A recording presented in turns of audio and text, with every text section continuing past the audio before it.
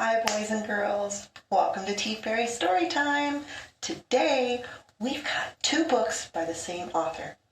This special author lives in Australia. Her name is Laurelle Lewis. Can you guys all say hi, Laurelle? Okay, Laurelle, she sent us in Do Dinosaurs Eat Marshmallows? And she's also sent us in another book, which Jennifer is going to read for you later. But first, we have a show and tell. Are you guys ready? I am. Here is my show and tell. The first thing that I'm going to show you guys today is like a vegetable that is really popular in October and in November, but especially in October, that is orange, that we cut holes in, and we put a candle in it, and we call it a jack-o'-lantern. Do you know what it is? You want to see? It's a pumpkin. Did you get it right? Excellent. Good job, guys. Look, I have a little velvet pumpkin. And I have a little dude pumpkin. This is a little guy. He's a gnome. He's got a little beard and a nose and little footies. But he's got a pumpkin bottom and a pumpkin hat with a little leaf on it and a stem. You see him? Little pumpkin guy. And here we have a lantern. And it's got a fake little candle in it. And you can see through both sides. And it's got a little witch on it. And it's got a pumpkin on it too, right here in black. It's very hard to see. Let's see, what else do I have over here? Ooh, I have another fake pumpkin. But this one's a planter. And it's got a plant growing in it. You see it? Yeah? I'm going to put this right back here. I also have these little slug guys. These are supposed to be banana slugs. My friend Ruth made these out of yarn. It's a thing called crocheting. It's a craft. And you have like this long stick and you play with the yarn and you make knots and loops. And when you make all the knots and loops, you can make things out of it like these banana slugs. I'm going to have to find a picture and put a picture up here of a real banana slug so that you can see what a banana slug looks like. She made this one, and then she taught me, and I made the little one. Isn't that cool? Do you like learning new things? I sure do. Let's see, what else do I have? Ooh, I have these cool copper leaves. Are they pretty? They look like real leaves, don't they? But they're made out of metal. They're made out of copper. Let's see. It says crafted by the Garapis, Copperland Arts and Crafts, Lake Linden, Michigan. My friend Becky got those for me a long time ago. Let's see. What else do I have? Oh, I think I have in this box, I have a little friend. Are you guys ready? He has 8 legs. And he's creepy crawly. What do you think it is? An octopus? I don't think an octopus will fit in this box. What do you think? No, this has 8 legs, and it's a spider. Itsy bitsy spider climbed. Ah! Oh. It's not real. It's just a rubber spider. Look at that. He's on a little hook that's attached to a little metal thing in here. And when this door opens and closes, he comes back out again. See? He's not real, though. Nothing to be scared of. Silly. And last but not least, I have a one-eyed, one-horned, flying purple people eater. It was a song when I was a little girl. And I don't know if I can sing it, but I'll try. Are you ready? It was a one-eyed, one-horned, flying purple people eater. One-eyed, one-horned, flying purple people eater. One-eyed, one-horned, flying purple people eater. That she saw for the first time today. I think that's how it went. I don't know. This is my one-eyed, one-horned, flying purple people eater. He used to have a battery pack that would make him jiggle, and his eye would jiggle like that. Isn't that silly? Look at that jiggly eye. That's pretty silly. He's one of my Halloween decorations now. Next up, we're going to read a story. Are you guys ready? Okay, first story today is, do dinosaurs eat marshmallows? Do you think dinosaurs eat marshmallows? No? Yes? Let's find out. Written by Laurelle Lewis and illustrated by Nugraha. Do dinosaurs eat marshmallows? Especially dedicated to the children of Nottingham World of Learning and to all children who love dinosaurs. May you grow up big and strong like a T-Rex. Isn't he cute? Look at his eyes. Hi, my name is Kobe. I'm 7 years old and I only like to eat certain foods. Tonight for dinner, Mum served me meat and veggies. I didn't like it. Yuck, I said. Mum was not impressed. Why do I need to eat healthy food, Mum? I asked with a groan. Because, Mum said, it'll help you grow up healthy and strong. Like a dinosaur, I asked. Sure, Mum laughed. So I started to wonder, what exactly do dinosaurs eat? Do they eat big juicy leaves? Yummy. Do they eat fruit? Look, this guy's got watermelon, and this one has an apple, and this one has grapes. Do they eat pizza while watching TV? Do they eat macarons on Mondays while sipping chai vanilla lattes? Do they attend fancy dinner parties and eat fancy foods? Or do they eat fish and chips at the beach? Do they eat granola bars at the gym? Do they eat snacks like popcorn and ice cream? Ice cream. I love ice cream. Maybe they have food fights and make big messes. That's not good. We'll not do that. Maybe they love to eat fun holiday foods like candy canes and gingerbread people and drink eggnog with their big holiday feasts. I hope they only eat gingerbread people. Maybe they like watching cooking shows and following along to make fantastic dishes. Maybe they like to grow veggie patches. I wonder what they would have in their garden. Do they have parents that tell them to eat healthy foods? Mom tells me to eat healthy food, but sometimes I just want to eat things I like soda and chips and candy and chocolate. But I know she's helping me make healthy choices because she loves me and wants the best for me. Mom decided to take me to the supermarket to go grocery shopping. I wonder if a dinosaur could fit down the aisle. What would they buy? Mom and I bought lots of healthy foods. We got milk and vegetables and meat and fruit. For dinner, we made spaghetti bolognese.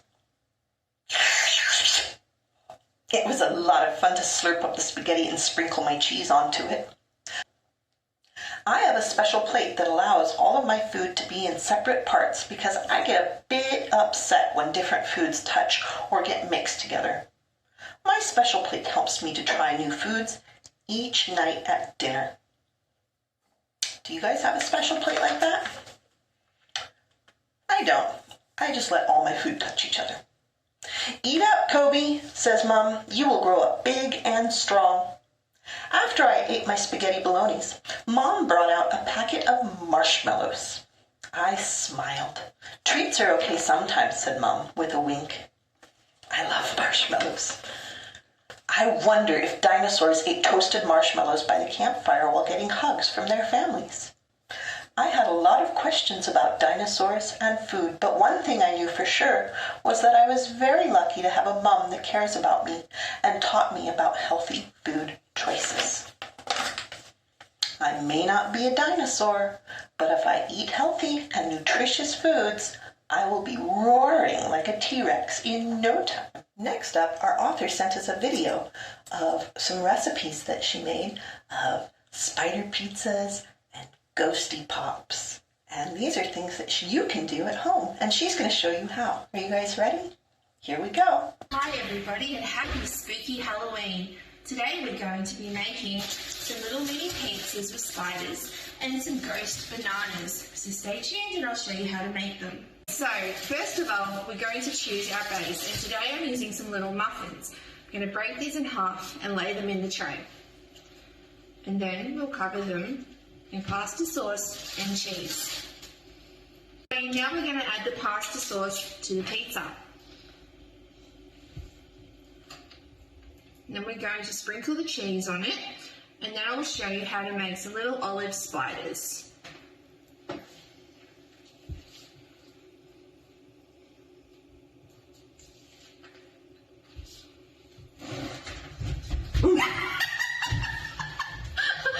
it's my friendly assistant, Frankenstein! Come and have a seat! How are you? How are all the monsters in Halloween land? Oh, yes, they're doing well. That's great. I'm preparing this amazing feast for them. I hope they're going to like it. Oh, I hope so. Frankenstein, would you like to open the cheese for me? Sure, cool.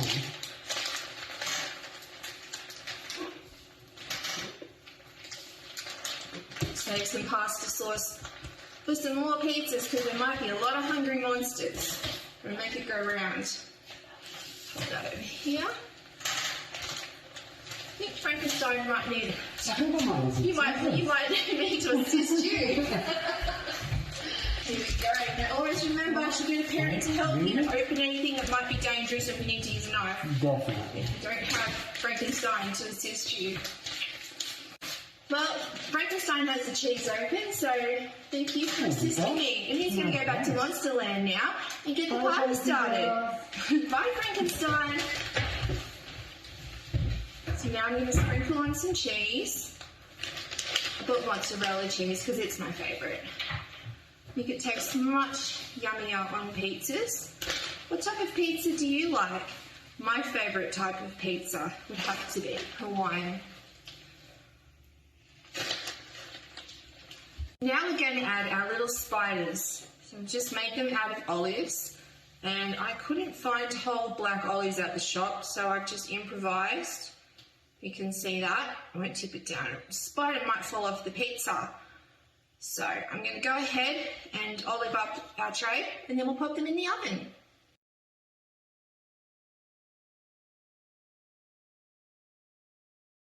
Our pizzas are all spidered up. We're going to pop them in the oven, and while they're cooking, we're going to make some banana ghosts.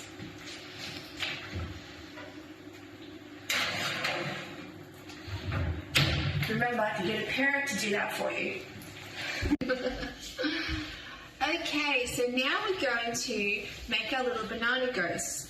I've pre-peeled these ones, and we're going to roll them in some yogurt, and then roll them in some desiccated coconut. It's a bit tricky, but it just takes a bit of patience. And then we'll have a spooky little ghost in no time. So, I'm going to put it over onto this plate. And we're going to use a paddle pop stick to make a little ghost icicle pop. And then we're going to pop 2 little chocolate chip eyes on our little ghost. And then we'll pop it in the freezer for about 4 hours. And then we'll have some nice little ghost treats.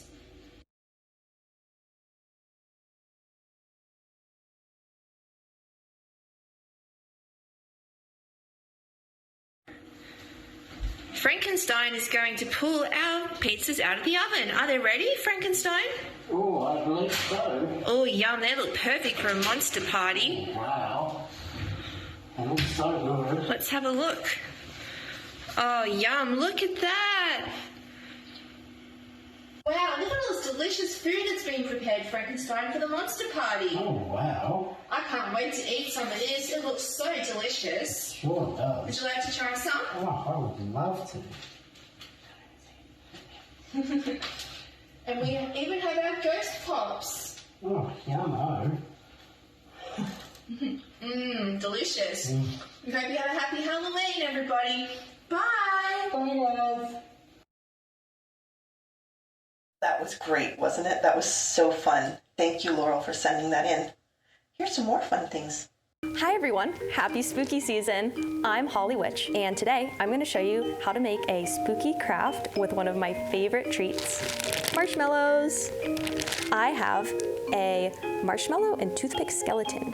Marshmallows are one of my favorite treats because they're really yummy, but also they have kind of a cool history. There's a plant called marshmallow. It's where marshmallows get their name, and I have the ground up roots of a marshmallow plant. This is marshmallow root here, and it's kind of dry and powdery, and it sticks together. But the cool thing about this is when you put it in water, it gets really gooey. So a long time ago, when people were first making marshmallows, they soaked this in water and they got all of the goo out of it, and then they whipped it up really good so it was fluffy and added sugar and some flavor, and it turns into marshmallows. Today, marshmallows can be vegetarian. They're made out of something called tapioca starch, or they can be made out of the same stuff that Jell-O is made out of. Okay, let's get started with our spooky skeleton craft. We're gonna have a clean surface to start with. Obviously, some marshmallows and some toothpicks. I'm gonna start with the head, and I'm gonna use a toothpick. Be careful because these are pointy, don't poke your little fingers. And we're gonna make him a neck. And then I'm gonna start to put some marshmallows on here for the vertebrae, and that's the bones in your back. So I'll put a couple on there, maybe like this. And I got another toothpick, and we'll make, this is kind of your shoulder and neck bones. That's called the clavicle. And your clavicle are the two bones that are right here. They kind of make your neck and part of your shoulder. So we're gonna keep going. Might need to make his spine, his backbone a little bit longer. Gonna give him some shoulders. Good. So I'm gonna break up some toothpicks. Make the upper arm bones. And this is the real funny bone, because this bone right here, this is called your humerus. Kind of silly. Give him some elbows. And then there's actually two bones in your arms, and that's the radius and the ulna.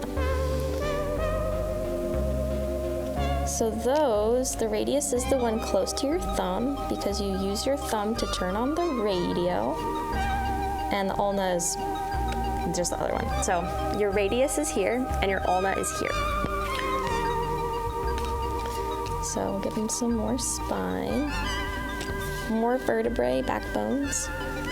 And then I'm gonna take another toothpick, break it down, push it through, and we're gonna make the pelvis, which is the hip bones. Okay, so we're gonna finish up the bottom half of our skeleton. So let's start the legs, and I'm gonna use long toothpicks for the longest bone in our bodies. This is the femur, the upper leg bones. So we'll give some femurs. We'll give our skeleton some knees. Okay, so in the bottom of your legs, just like the lower part of your arms, you also have two bones. So there we go. Okay, we'll give them some ankles, some foot. And there's actually a lot of bones in your foot, but I don't think that we can fill them all out with marshmallows. We have 5 fingers on each hand and 5 toes on each foot, so 20 little digits. So let's go 1, 2, 3, 4,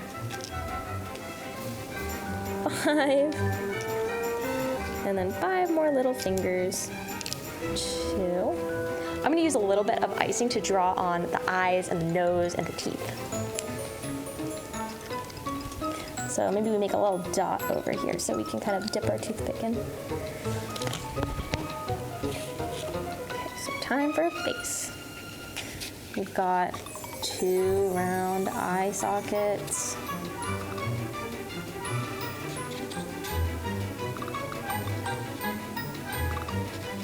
Some little nostrils.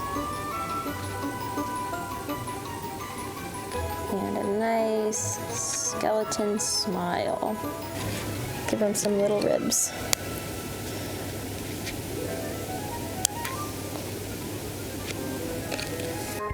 Now our skeleton's complete. Good work. Have fun making your skeleton at home. Thank you so much for joining me for my marshmallow craft today. I hope you enjoy the next video. Bye!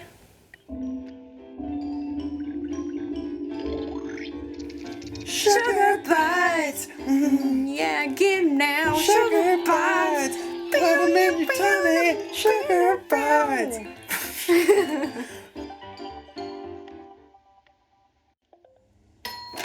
Trick or treat. Oh, what are you, a Chewbacca? Carrots. Thank you. Trick or treat. Hi, kids. This is a Utah accent. Here's some carrots. Thank you. Thanks. So authentic. Trick or treat. Hello, mates. Here's some carrots. Boy, is it early in the morning for trick or treating because of the time difference, you know. Yeah, man. Ah, Man. Lily's tired. Oh, me too. I can't believe we went to all those places and all they gave us was carrots. Well, Bear, they probably heard how sugar dampens your inner light chakras. I watched this YouTube video how sugar dampens your inner light chakras. Ooh, it's terrible. It starts in the pancreas. Oh, in the pancreas? I say just rock and roll with the sugar rush. Yeah. Oh, Bear, I think it's time we talked about acceptance. Like, you and I need to accept that we're not going to get any...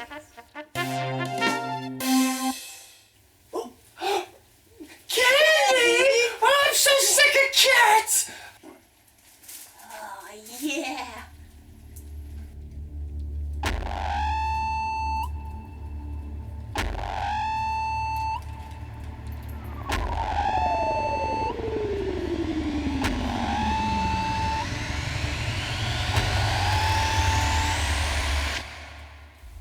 Whoa, far out. Yeah. Oh, Bear! Look! Extraterrestrials!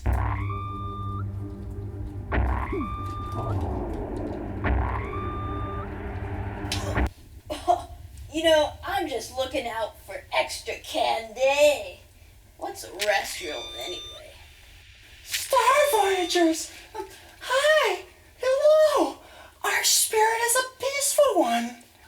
You speak like someone with a strong light chakra. Oh, thanks! I've been eating a sock ton of carrots. Yeah, she's like totally obsessed with how sugar dampens your inner light chakra. That's right. We were inspired by all the free, positivity lying around on Earth that we stopped by. But what about all of these candy wrappers? Well, we feed the candy to our star motors, but not the wrappers. Yeah, Bear. They probably compost those somehow. But there's some coconut candies left in here. A lot, actually. Oh, yeah, none of our motors like coconut candies. Who does, right? Oh, yeah, but why have you been thus aboard? Didn't notice you.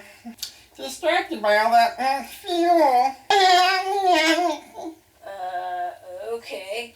Well, do you need our carrots? Not really. Or you either. Bye. Good luck with your chakras.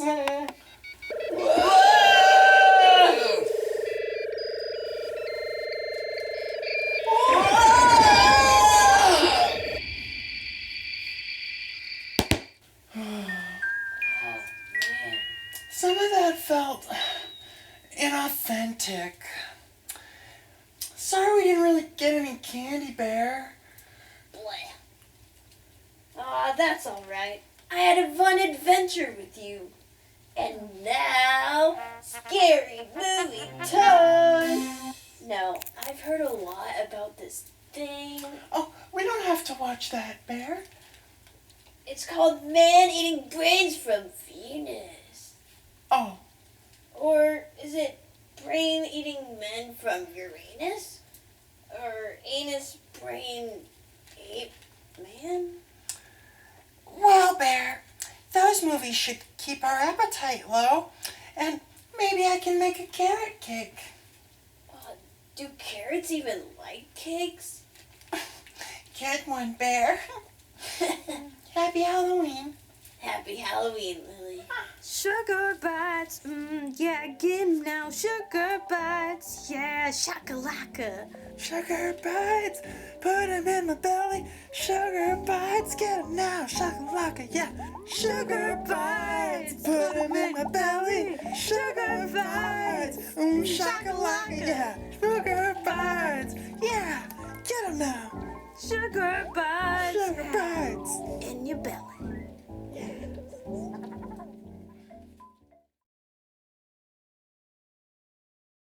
Hi friends! Welcome to TeaFairy and Friends Storytime Adventures. I'm Miss Jennifer, and I'm excited to have you here for our Halloween episode. It's gonna get a little spooky. I am here to read our first book. You ready to read The Unhealthy Ghost? The Unhealthy Ghost, written by Noah Forbes and Laurelle Lewis, illustrated by Nugraha. The Unhealthy Ghost. Once there was a little ghost who lived in the attic of a little cafe. The cafe always had lots of delicious food. He ate a lot of ice cream, pizza, milkshakes, and entire cakes. After a while, he didn't feel so well.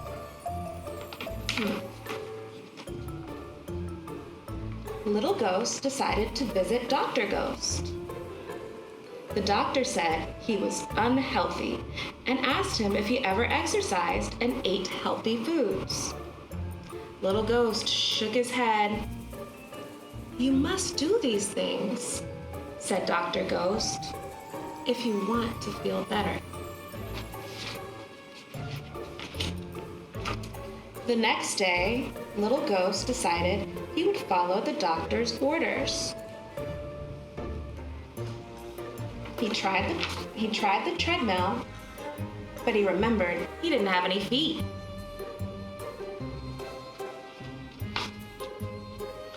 He tried basketball, but he got in trouble for breaking all the rules. He tried sitting down, but he remembered that won't get him fit.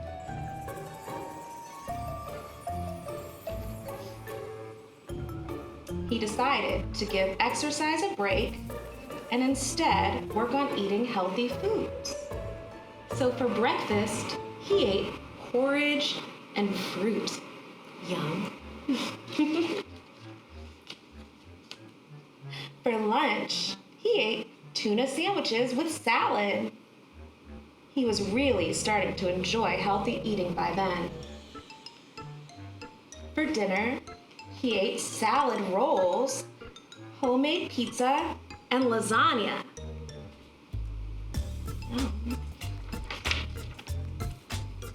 For snacks, he ate things like fruit, veggie sticks, cheese cubes, yogurt, and trail mix. I like trail mix. He also ate sugar-free cereals and drank lots of water.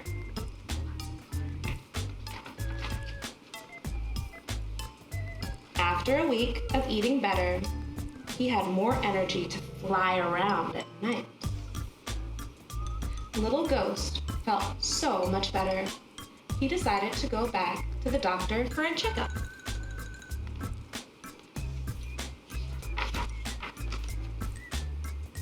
The doctor was glad to hear that he had been eating such a healthy diet, but he asked, "Have you also been exercising?"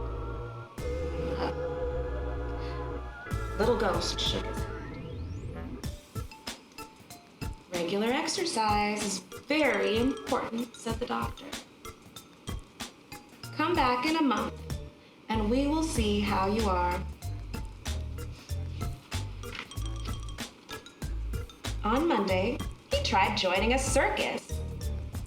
but he couldn't juggle and was scared of the lions. And they were scared of him. On Tuesday, he tried soccer, but it was hard with no feet. I can imagine it would be. On Wednesday, he went hiking and enjoyed some beautiful views. But he felt a little alone. On Thursday, he played baseball, but he brought the wrong kind of bat. That's silly. On Friday, he went to karate, but he realized he couldn't get his yellow belt as no one could see his white belt. On Saturday, he tried swimming, but it didn't go very well. Let's see, he's hanging himself up to dry. On Sunday, Little Ghost was all out of ideas. He had tried so many sports, but none of them felt right. He decided to visit his friends. He began to fly through the night air, flying high and flying low. He was swirling and twirling as he went. The breeze was so cool and relaxing upon him.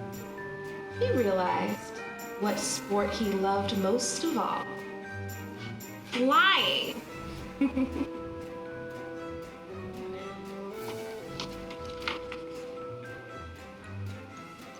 He went to the doctor at the end of the month. The doctor was very pleased. Little Ghost had gotten so much healthier. The unhealthy ghost was now a healthy little ghost who exercised regularly with his friends and ate a balanced diet. The end. What a great story. I hope you make some healthy decisions this Halloween. Happy fall, y'all. Bye. It's bubble time.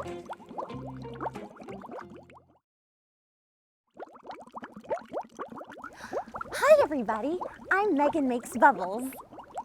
And it's Halloween! I'm also a bubbleologist, which means I study bubbles. So today I'm gonna make all sorts of bubbles. Whoa, look at these bubble wands. They are yellow and orange. Let's see what I can do with them. Here we go, into my cauldron.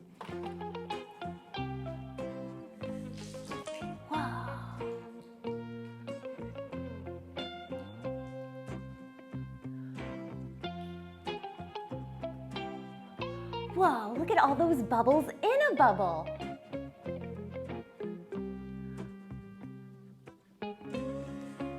Wow. Have you ever been on a merry-go-round? Well, this merry-go-round is gonna spin so fast, you won't even know what's up and what's down. This is a merry-go-round bubble.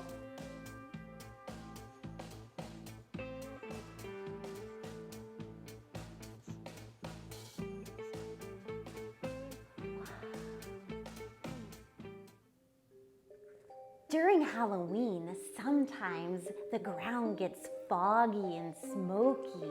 So today, I brought a fog machine and we're gonna put some fog in a bubble. I have my fog machine, here we go.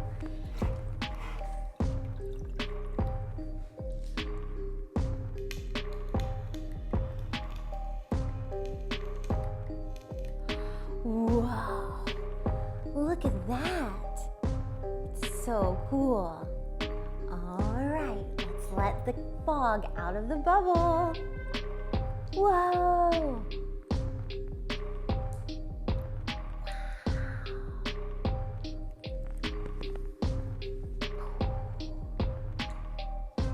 We're going to make more fog bubbles. Let's see what happens.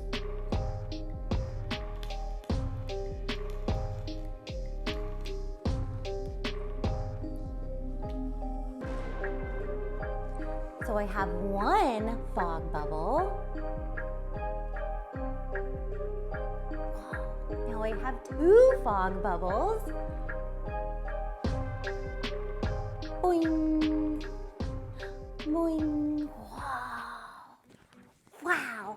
Look at this. This isn't even a bubble wand. It's a tennis racket. What color is this?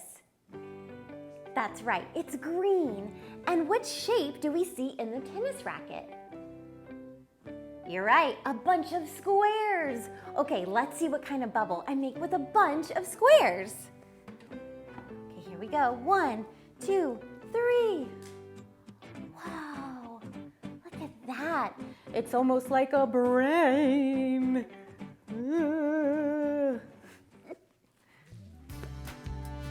Wow, that was so much fun. Let's go outside and see what kind of bubbles I make there.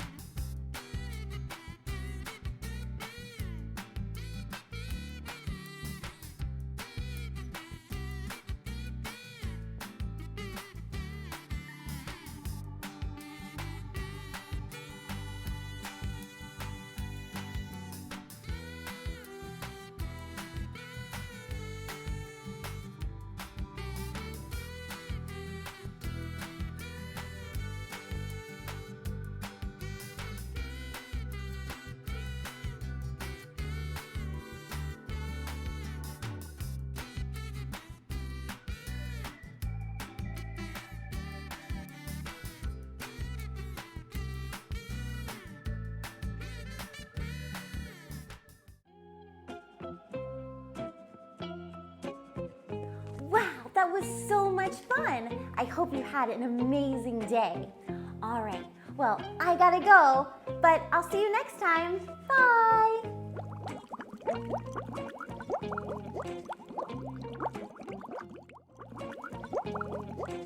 Thanks, Megan.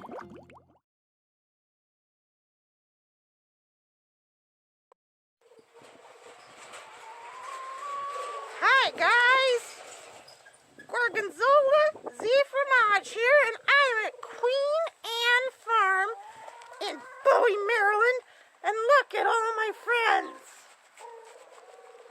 That one's named Chicken, that one's named Chicken, and that one is named Chicken. There's another one named Chicken, Chicken, Chicken, Chicken, Chicken, Chicken, Chicken, Chicken, Chicken, Chicken. I think that's all of them. There's some more down there. They're named Chicken too. Hello, Chicken.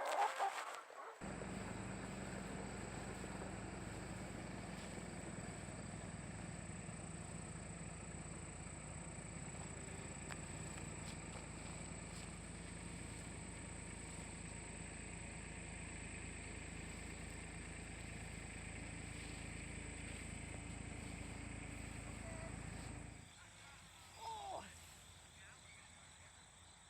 they're too big.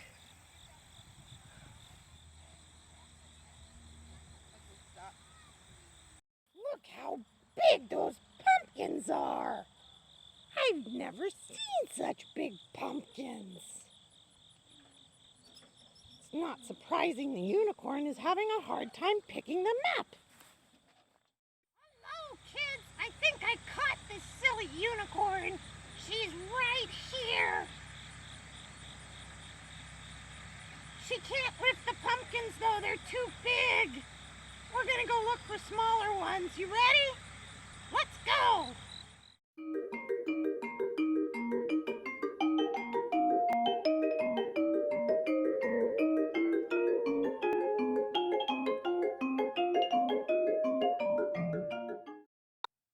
Gorgonzola, did we find your pumpkin?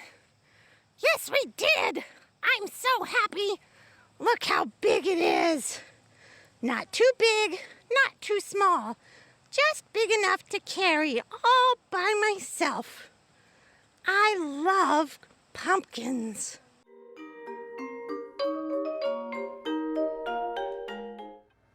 Gorgonzola is not the only one who loves pumpkins. Strider thinks pumpkins are a yummy snack.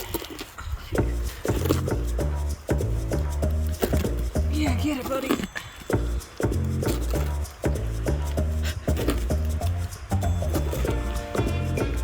I love pumpkin. Good boy, Stray.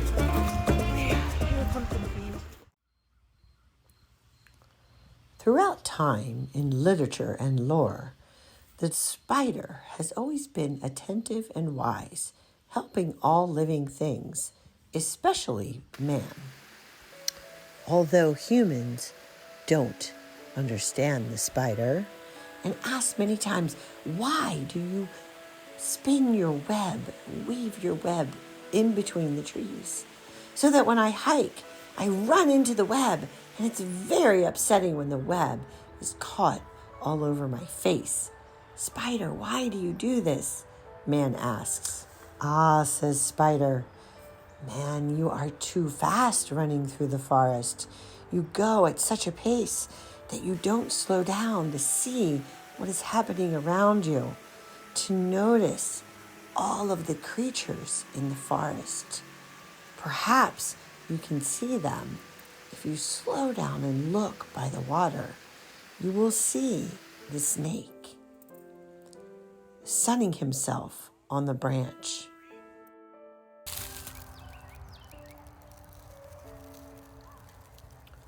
If you look very carefully when you slow down, you may stop and see the box turtles hiding in the grass with their beautiful camouflage. Look closely to spy the rabbit nibbling in the grass, staying very still and quiet to avoid being seen by the hawk.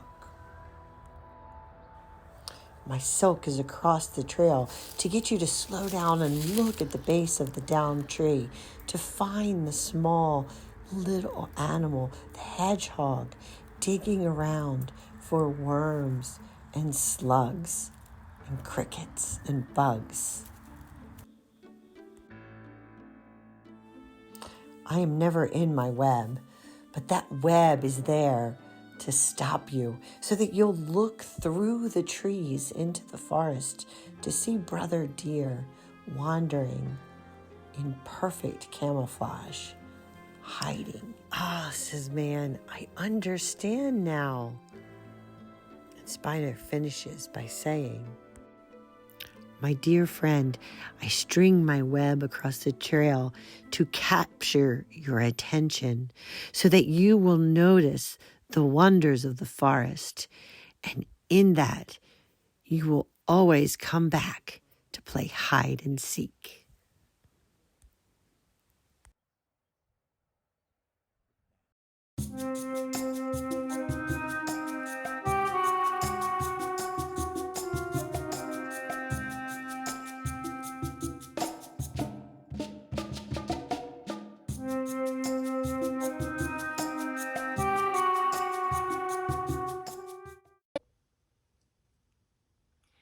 Greetings, Halloween friends and fiends. I have a spooky Halloween snack song for you.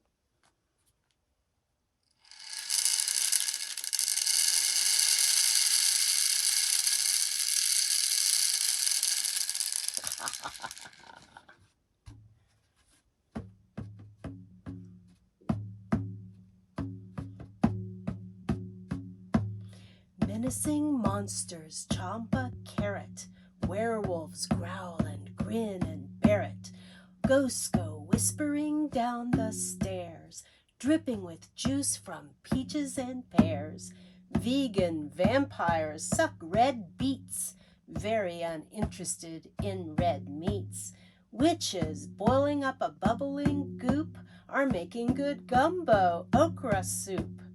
Mummies find their wrappings handy and reject unwrapping candy. Wailing banshees hope to heal by freeing bananas from the peel. ghastly ghouls skulk under a tree, saying, I hope an apple falls on me. Undead zombies offer their mates fresh figs, apricots, chewable dates. Skinny skeletons like to snack beans or bones. You got the knack. Happy Halloween.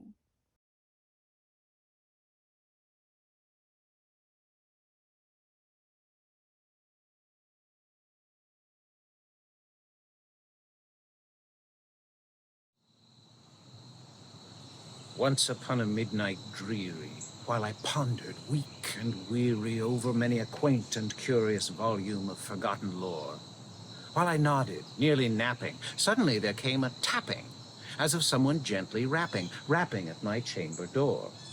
Only this, and nothing more. Ah, distinctly I remember it was in the bleak December, and each separate dying ember wrought its ghost upon the floor.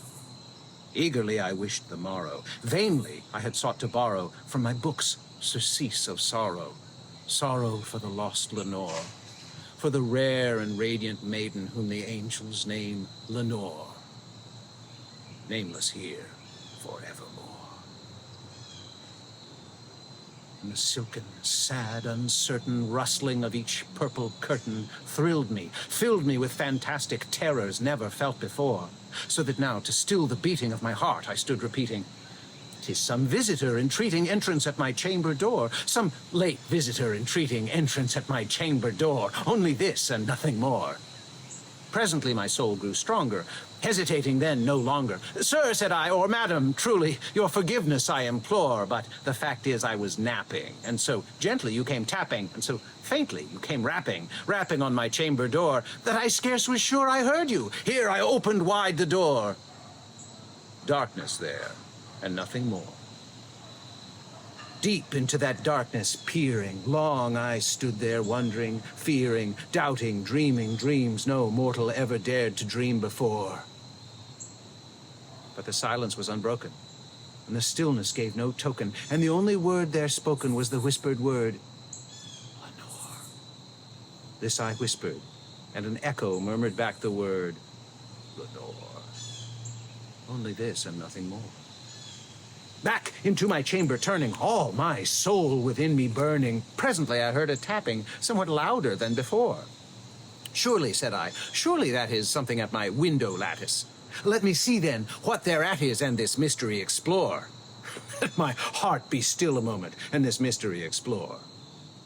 Here I opened wide the shutter, when with many a flirt and flutter in there stepped a stately raven of the saintly days of yore.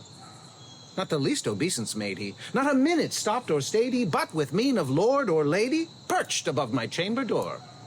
Perched upon a bust of Pallas, just above my chamber door, perched and sat, and nothing more. Then this ebony bird beguiling my sad fancy into smiling, by the grave and stern decorum of the countenance it wore. Though thy crest be shorn and shaven, thou, I said, art sure no craven, ghastly grim and ancient raven, wandering from the nightly shore. Tell me what thy lordly name is on the night's Plutonian shore. Quoth the raven, nevermore. Much I marveled this ungainly fowl to hear discourse so plainly, though its answer little meaning, little relevancy bore. For we cannot help agreeing that no living human being ever yet was blessed with seeing bird above his chamber door, bird or beast upon the sculptured bust above his chamber door with such name as nevermore. But the raven, sitting lonely on the placid bust, spoke only that one word, as if his soul in that one word he did outpour. Nothing further than he uttered, not a feather than he fluttered, till I scarcely more than muttered, other friends have flown before. On the morrow he will leave me as my hopes have flown before. Quoth the raven, nevermore. Startled at the stillness broken by reply so aptly spoken, doubtless, said I, what it utters is its only stock and store, caught from some unhappy master whom unmerciful disaster followed fast and followed faster till his songs one burden bore, till the dirges of his hopes one melancholy burden bore of never, nevermore. Then the raven, still beguiling all my fancy into smiling, straight I wheeled a cushioned seat in front of bird and bust and door. Then upon the velvet sinking, I betook myself to linking fancy unto fancy, thinking what this ominous bird of yore, what this ghastly, grim, ungainly, gaunt, and ominous bird of yore meant in croaking, nevermore. This I sat engaged in guessing, but no syllable expressing to the fowl whose fiery eyes now burned into my bosom's core.